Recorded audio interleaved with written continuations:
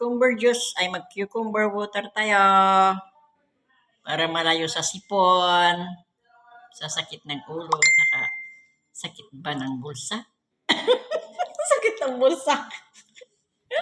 Baka magka-pierce. Ayan, ito igayatin lang, ingredient lang itong tapos lagyan ng calamansi, sugar, or honey. Yes, okay. Mas masarap na. pag honey. Yeah, kaso mahal ng honey. Tsaka hindi po marami kasing nagbebenta na hindi pure. Oo. Tsaka kaya hindi mo talaga maamoy ngayon yung talagang honey. Meron yung Sino yung mga bisita niya? ganun.